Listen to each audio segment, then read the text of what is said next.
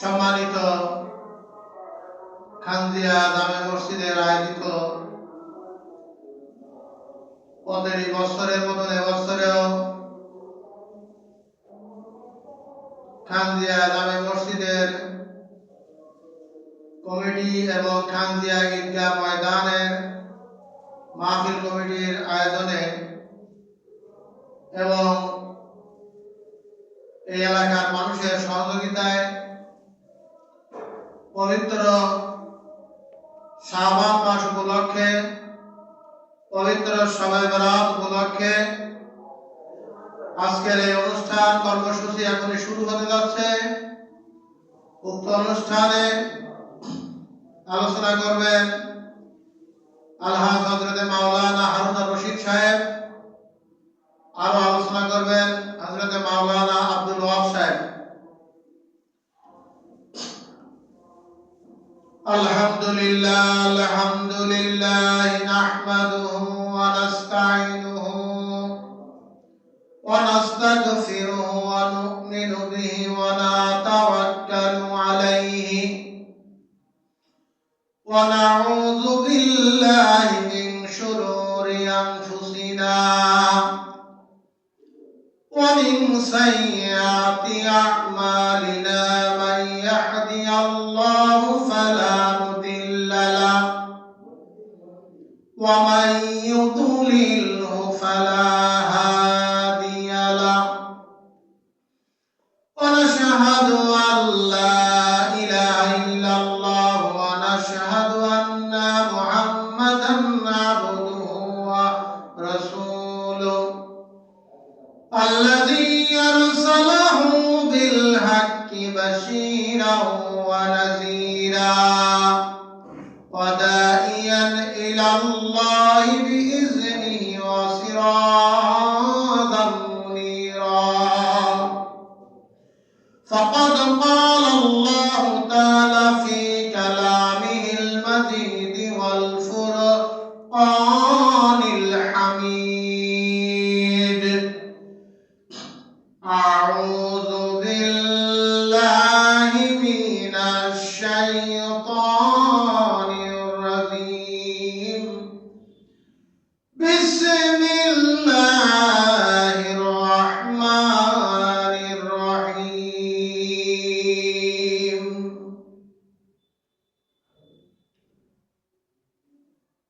هذا شهر شعبان شهر الرحمة والغفران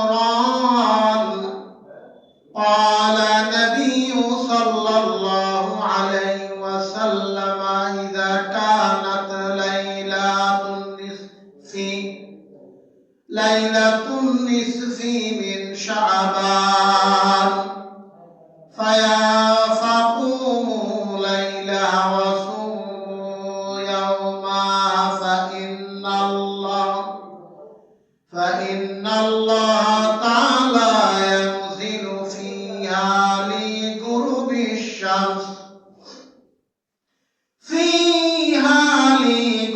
الشمس إلى السماء الدنيا فيقول على من مستغفر فاغفر له على من مسترزق فأرزقه على من مبتلي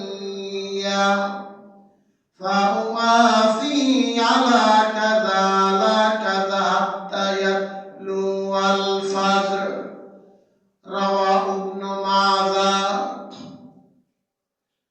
صدق الله العلي العظيم।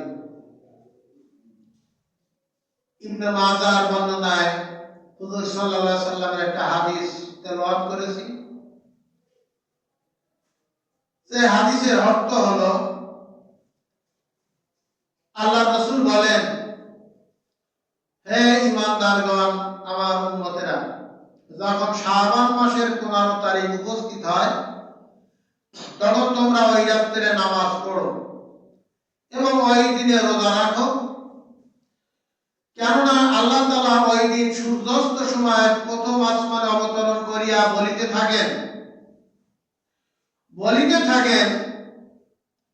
হে আমার বান্দারা, তোমাদের মধ্যে কে আছো আমার কাছে ক্ষমা প্রার্থনা করবে, আজ আমি তাকে ক্ষমা করবো। বলে বলি সুবহানাল্লাহ। কে তোমাদের মধ্যে আছো জীবিকা চাইবে, রিজিক চাইবে, আমি তাকে রিজিক বন্টন করবো। বলে বলি সুবহানাল্লাহ। কে বিপদগ্রস্তের মধ্যে আছো, আমি তাকে বিপদ থেকে মুক্তি দান করবো। জোরে জোরে বলি সুবহানাল্লাহ। এইভাবে আল্লাহর নবী বলেন, ফজর পর্যন্ত আল্লাহ রাব্বুল আলামিন দুনিয়ার বান্দাদেরকে ডাকতে থাকেন। আল্লাহর নবী বলেন, অতএব আল্লাহ কি বলেন, কে আসো আমার কাছে, কি করো, তার গুনার জন্য ক্ষমা প্রার্থনা করো। গুনাহ মাফ করার মালিক একমাত্র কে? যারা বলেন কে? আল্লাহ। অতএব পবিত্র শাবান মাসের এই অনুষ্ঠান, পবিত্র শাবানের দিবাগত রাত্রে ইবাদত হলো কবে? আগামীকাল। আর রোজা কবে? বুধবার। যারা 3টে রোজা ছিল নিয়ত করেছে, তারা অনেকে আজকে রোজা রেখেছে, সোম মঙ্গল বুধ। আর অনেকে যারা 2টো রোজা থাকবে আগামী মঙ্গল এবং বুধবার, এবং যারা 1টা রোজা থাকবে দিনের দিন, তারা বুধবার। অর্থাৎ আজকের গতকালকে হবে অনেক জায়গায় অনুষ্ঠান। একদিন আগে আমাদের এখান দিয়ে মসজিদের এই অনুষ্ঠানটা আয়োজন করা হয়েছে, কেননা মানুষ যাতে অনেকে ইবাদত বন্দেগী করতে পারে বাড়ি বসে, সুস্থ মোতাবেক আল্লাহ তাআলার কাছে পানা চায়। অতএব মহান এই আল্লাহ তাআলার দরবারে আমরা শুকরিয়া আদায় করি যে আল্লাহ রাব্বুল আলামিন আমাদেরকে এখানে আসার এবং বসার তৌফিক দিয়েছে। সকলে বলি আলহামদুলিল্লাহ। আল্লাহ তাআলার পরে যার শান, যার মান, যার আজমত, সে নবীর উপরে মহব্বতে আমরা সকলে দুরূদ পড়ি, বলি সাল্লাল্লাহু আলাইহি সাল্লাম। অতএব যারা বাইরে আছি, যারা এই মঞ্চের এই মসজিদে উপস্থিত আছি, পর্দার আড়ালে মা বোনেরা, এখন আমি আমার আলোচনায় চলে যাব।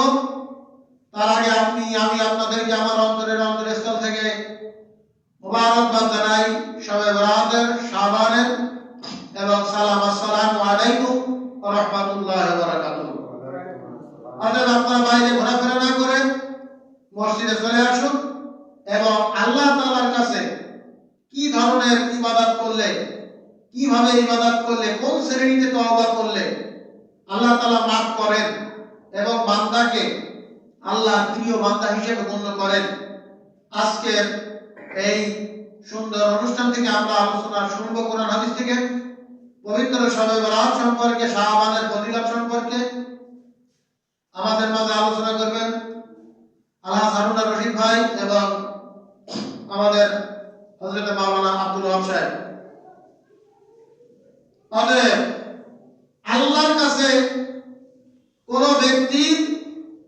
যদি কোনো ব্যক্তি 3টে জিনিস চায়, আল্লাহ রাব্বুল আলামিন তাকে কি করবেন? দেবেন। আজকে যদি চাওয়ার মতন চাওয়া হয়। কিসের মতন চাওয়া? চাওয়ার মতন চাওয়া হয়।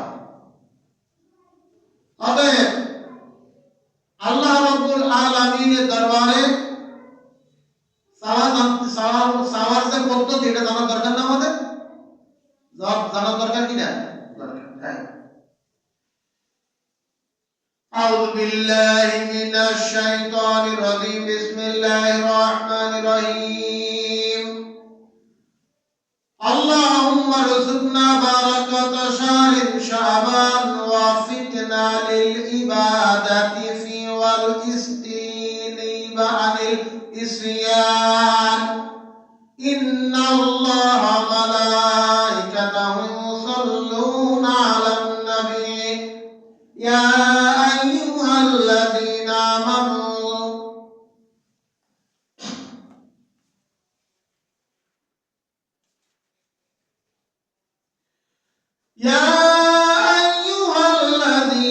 آمنوا صلوا عليه وسلموا تسليما. اللهم سيدنا مولانا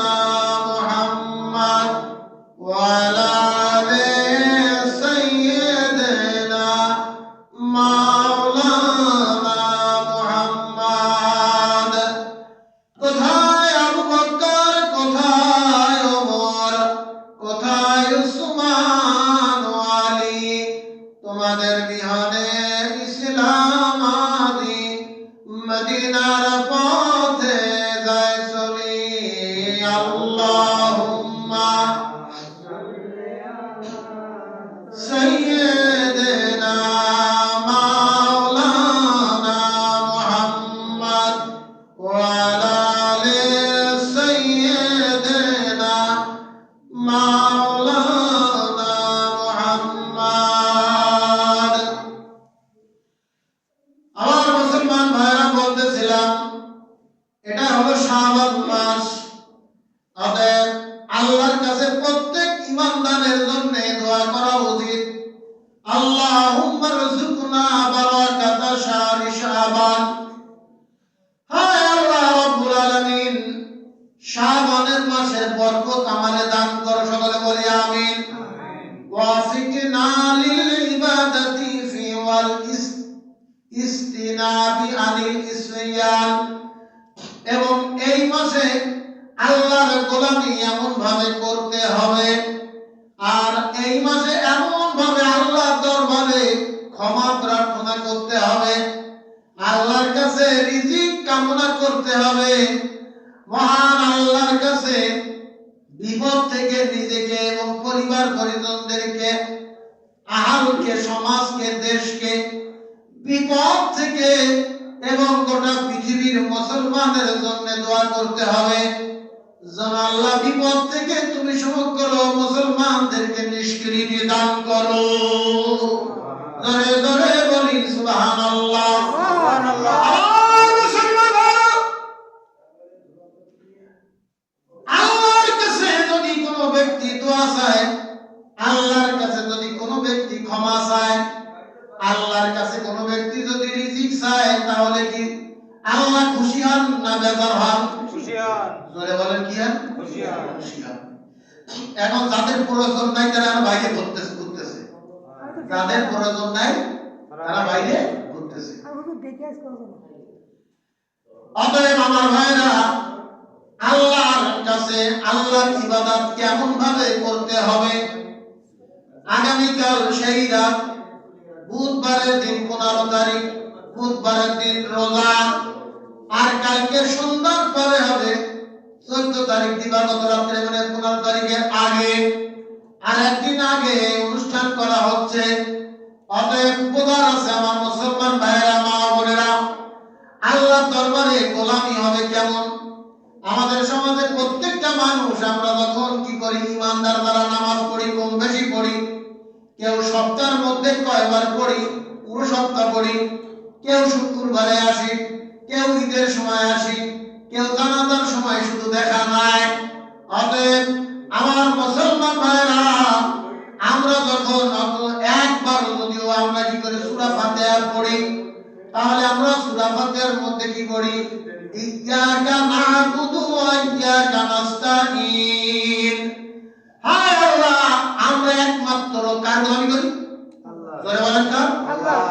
আয় আল্লাহ, আমরা একমাত্র সাহায্য চাই কার কাছে? আল্লাহর কাছে, আল্লাহর কাছে। এবার বলেন, তারা তাশাহুদ পড়ে, তাশাহুদের মধ্যে বলে আত্তাহিয়াতু লিল্লাহি ওয়াস সালাওয়াতু ওয়াত তাইয়্যিবাত। এবার তাশাহুদের মধ্যে পড়া হয়, আল্লাহ আমার মৌখিক গোলামি, আমার শারীরিক গোলামি, আমার অর্থনৈতিক গোলামি একমাত্র তোমার জন্য। জোরে বলি সুবহানাল্লাহ। কয়টা গোলামি? কয়টা? আমার মৌখিক গোলামি, আমার মুখ দিয়ে যা বলা হবে, আমার মুখ দিয়ে আল্লাহর পথে যাকে দাওয়াত দেওয়া হবে, যার কাছে স্ত্রীর সাথে স্বামী, স্ত্রী স্ত্রী স্বামী, ব্যবসা বাণিজ্য, লেনদেন, ওটা বসা, যা কিছু হবে একমাত্র আল্লাহ এবং আল্লাহ রাসূলের কথা অনুযায়ী সবকিছু হবে, ঠিক কি না? আর আমার শারীরিক গোলামি, আমার নামাজ, আমার কোরআন তেলাওয়াত, আমার জিহাদ, আমার সবকিছু এই শরীর দিয়ে যা কিছু হবে আল্লাহর গোলামি হবে। জোরে বলি ঠিক কি না? এবার আসেন 3 নম্বর হলো, আল্লাহ আমার আর্থিক গোলামিও তোমার জন্য। কার জন্য? আল্লাহ, আল্লাহর জন্য।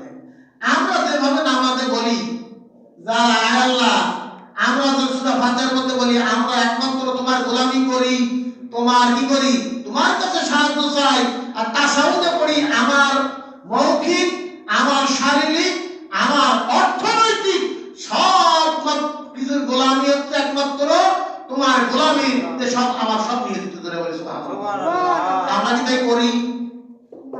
আমরা কি তাই করি?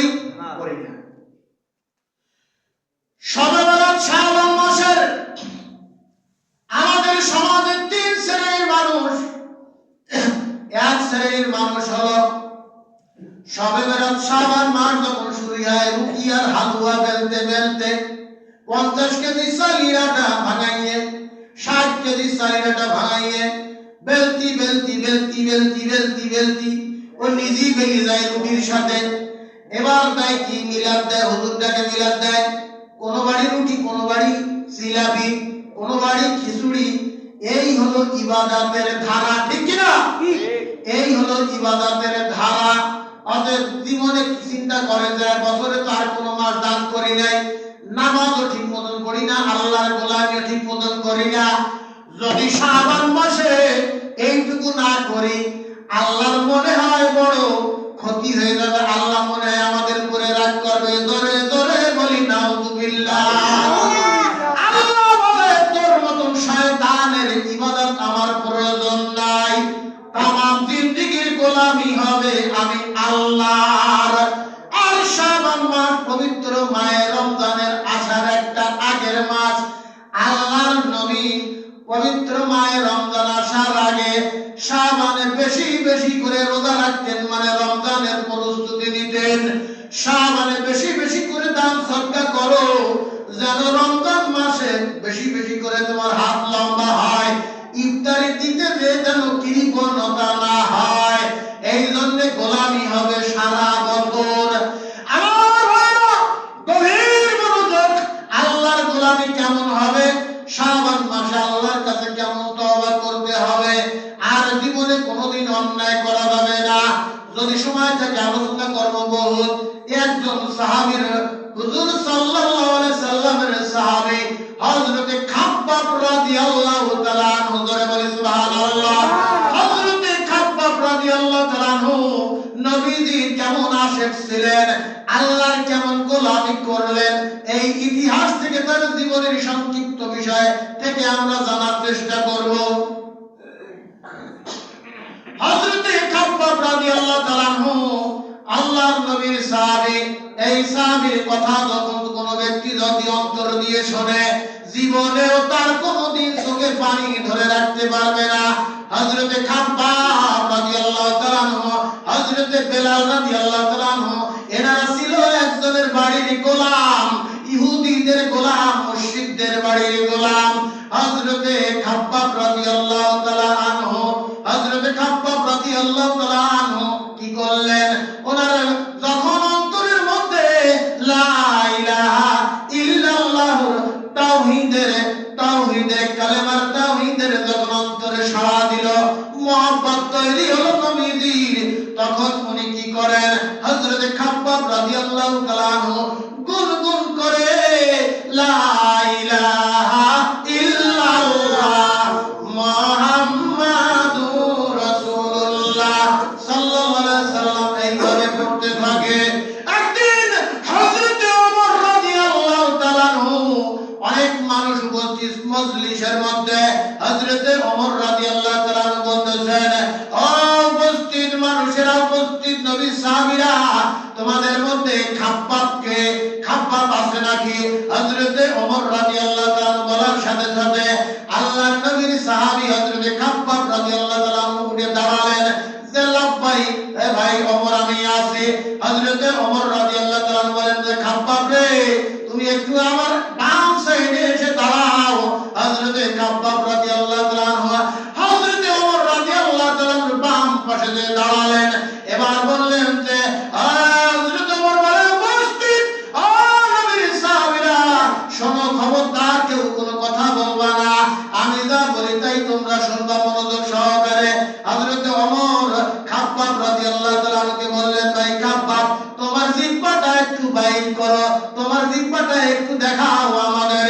হযরতে খাব্বাব রাদিয়াল্লাহু তাআলা বলেন, ভাই ওমর, বুঝলাম না তোমার বিষয়টা, বুঝলাম না তোমার বিষয়টা। হযরতে ওমর বলেন, খাব্বাব, তোমার জিহ্বাটা আগে বাহির করো, তারপরে বিষয়টা বলি। হযরতে খাব্বাব রাদিয়াল্লাহু তাআলা জিহ্বাটা বাহির করলেন। উপস্থিত সাহাবীদেরকে হযরতে ওমর রাদিয়াল্লাহু তাআলা ডেকে বললেন, ও নবীর সাহাবী জিহ্বার মধ্যে আর আমাদের জিহ্বার মধ্যে কোনো তফাৎ আছে কিনা? উপস্থিত সাহাবীরা বলল, ও ভাই ওমর, হ্যাঁ আমাদের জিহ্বার মধ্যে আর খাব্বাবের জিহ্বার মধ্যে পার্থক্য আছে। এবার বলে হযরত ওমর রাদিয়াল্লাহু তাআলা বলেন, ভাই খাব্বাব তোমার জিহ্বাটা এবার ভিতরে নাও। হযরত খাব্বাব রাদিয়াল্লাহু তাআলা জিহ্বাটা ভিতরে নিলেন। এবার বলেন, ভাই খাব্বাব তোমার কোমরটা একটু আমরা দেখতে চাই, তুমি একটু ওদিক ঘোরো। হযরত খাব্বাব রাদিয়াল্লাহু তাআলা ওদিক ফিরলেন। হযরত ওমর রাদিয়াল্লাহু তাআলা জামাটা উঁচু করে হযরত খাব্বাব রাদিয়াল্লাহু তাআলা কোমরটা উপস্থিত সাহাবীদেরকে দেখিয়ে বললেন, ও নবীর সাহাবীরা দেখো তো তাকাইয়া খাব্বাবের মাথার মধ্যে কোমরের মধ্যে আমাদের কোমরের মধ্যে পার্থক্য আছে কিনা? উপস্থিত সাহাবীরা বলল, হ্যাঁ ভাই ওমর, হযরত খাব্বাবের কোমরের মধ্যে আমাদের কোমরের মধ্যে পার্থক্য আছে। নামাইয়া হযরত ওমর রাদিয়াল্লাহু তাআলা এবার বলতেছেন, ভাই খাব্বাব এবার বলো তোমার জিহ্বার মধ্যে উঁচু কেন, টিউমার মতন কেন? এবার বলো তোমার মাথায় কেন গোস্ত দেখা যায়? জোরে জোরে বলি সুবহানাল্লাহ। হযরত খাব্বাব রাদিয়াল্লাহু তাআলা কেমন গোলামি করেছেন, কেমন নবীর ভালোবাসা দিয়েছেন। আমার মুসলমান ভাইরা, মুসলমান মা ও বোনেরা গভীর মনোযোগ। হযরত খাব্বাব রাদিয়াল্লাহু তাআলা বললেন, ভাই ওমর আমার জিহ্বায় উঁচু কেন, টিউমার মতন কেন? আমার মাথায় কেন গোস্ত দেখা যায়, হাড্ডি দেখা যায়? ও ভাই ওমর তাওহীদের কালেমা গলায় পড়ার জন্য আর নবীজিকে জানের সাথে মহব্বত করার জন্য যেই কষ্ট সহ্য করতে হয়েছে, সেই কাটা আঘায়ে আবার উনুনের ছিটা দিলা। হযরত খাব্বাব রাদিয়াল্লাহু তাআলা আনহু বলতেছেন, চোখের পানি ছেড়ে দিয়ে বলতেছেন, ও নবীর সাহাবীরা, ও ভাই ওমর তাহলে শোনো এই কষ্টের বিষয়। আমি আমার যে বাড়ির মালিকের গোলাম ছিলাম, ওই বাড়ির মালিকের কাজ কাম সব করি। যখন দেখি হযরতে আব্দুল্লাহর বেটা আল্লাহর নবী মুহাম্মদুর রাসূলুল্লাহ সাল্লাল্লাহু আলাইহি সাল্লাম ইসলাম প্রচার করতেছে, কলেমার দাওয়াত দিতেছে, তখন আমার খাব্বাবের মন আর মানে না। আমি শুধু গুনগুন করে এই কলেমা পড়ি, শুধুই কলেমা পড়ি, আর যত কলেমা পড়ি ততই যেন আমি আনন্দ পাই। জোরে জোরে বলি সুবহানাল্লাহ। হযরত খাব্বাব বলেন যে ভাই ওমর এবার আমি কি করলাম, একদিন মালিক আমাকে ডেকে বলে, খাব্বাব আমার বাড়ির মালিক ছিল ইহুদি মুশরিক নাফরমান বেঈমান। ওই বেঈমান আমাকে বলল যে খাব্বাব রে তুমি গুনগুন করে কি পড়ো? তা আমি বললাম, লা ইলাহা ইল্লাল্লাহু মুহাম্মাদুর রাসূলুল্লাহ। হযরত খাব্বাব রাদিয়াল্লাহু তাআলার কথা শুনে হযরত খাব্বাব রাদিয়াল্লাহু তাআলার কথা শুনে হযরত খাব্বাব বলেন, আমার ওই মালিক ইহুদি আমাকে বলল, খবরদার খাব্বাব, আজকের পর থেকে তুমি যদি এই কলেমা মুহাম্মাদের আব্দুল্লাহর বেটা মুহাম্মদ সকলে বলি সাল্লাল্লাহু আলাইহি সাল্লামের আনিত ধর্ম ইসলামের এই কলেমা যদি তুমি পড়ো তাহলে কিন্তু তোমাকে উত্তম ব্যবস্থা নেওয়া হবে। হযরত খাব্বাব বলেন, ভাই ওমর আমার দিল মানে না, দিল মানে না, তারপরেও আমি পড়ি। আমার ওই বড় পিশাচ ওই ইহুদি মালিক এবার আমাকে ধরে নিয়ে তার লোকজনকে হুকুম দিল, আমার হাত বাঁধা হলো, পা বাঁধা হলো, আমার চোখ বাঁধা হলো, তারপরে নিয়ে আমারে গরম ছাইয়ের উপরে শুয়াই দেওয়া হলো। গরম ছাইয়ের উপরে, আগুনের ছাইয়ের উপরে যখন শুয়াই দেওয়া হলো, ওই ছাইয়ের মধ্যে একটা বড় জ্বলন্ত কয়লা ছিল। ওই কয়লাটা আমার মাথার মধ্যে যখন গেঁথে গেল, যখন পুড়ে গেল, আমি আমার নাকে তখন চামড়া পড়া গন্ধ পাইতেছি। তখনও আমি বলতেছি, জোরে বলেন, লা ইলাহা ইল্লাল্লাহু মুহাম্মাদুর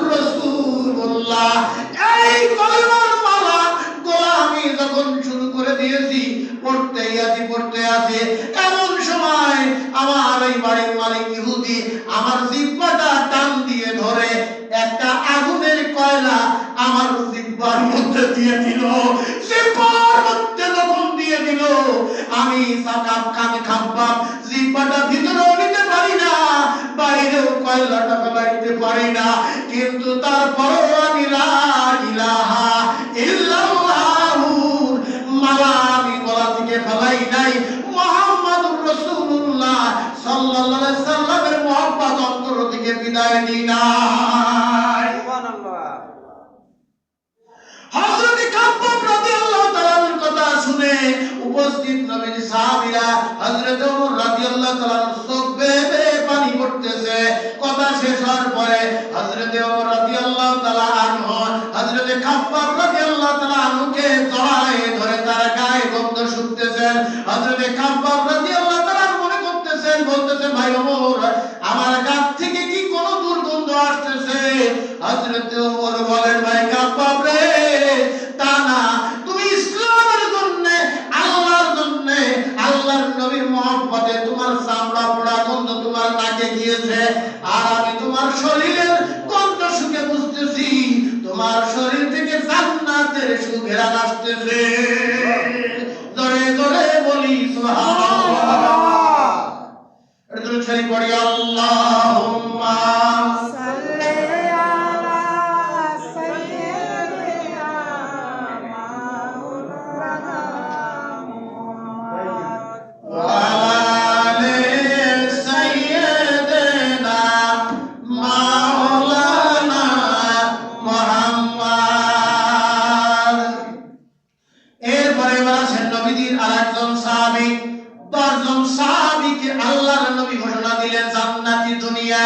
তার মধ্যে থেকে একজন জলিল কদর সাহাবী, নাম তার হযরতে জুবাইর ইবনুল আওয়াম। নাম কি? হযরতে জুবাইর ইবনুল আওয়াম। এই জুবাইর ইবনুল আওয়াম কেমন ভাবে আল্লাহর গোলামি করেছে, নবীর মহব্বত করেছে। জুবাইর ইবনুল আওয়াম বয়স কম, মাত্র 16 বছর বয়স। 16 বছর বয়সে কালেমার গলা মালায় দিয়ে নবীর মহব্বতে তার অন্তরটা কি করে অন্তরটা অস্থির হয়ে গেছে। একদিন শুনে আল্লাহর নবীকে নাকি মুশরিকরা কি করেছে, গ্রেফতার করেছে। হযরতে জুবাইর ইবনুল আওয়াম, নাম কি? হযরতে জুবাইর ইবনুল আওয়াম 10 জন জান্নাতি ব্যক্তি নবীজি যে সাহাবীদের ঘোষণা করেছেন তার মধ্যে একজন, বয়স তার 16 বছর। আল্লাহর নবী এই সাহাবী কি করলেন, অল্প বয়স 16 বছর মানুষ, উনি এবার কি করলেন, খোলা তরবারি নিয়ে দৌড়াইতে দৌড়াইতে চলে গেলেন। ভিড়, বাজার ঘাটের ভিড় ওভারটেক করে যখন আল্লাহর নবীর দরবারে চলে গেলেন, নবী বললেন, জুবাইর ইবনুল আওয়াম, তোমার অবস্থা এমন কেন?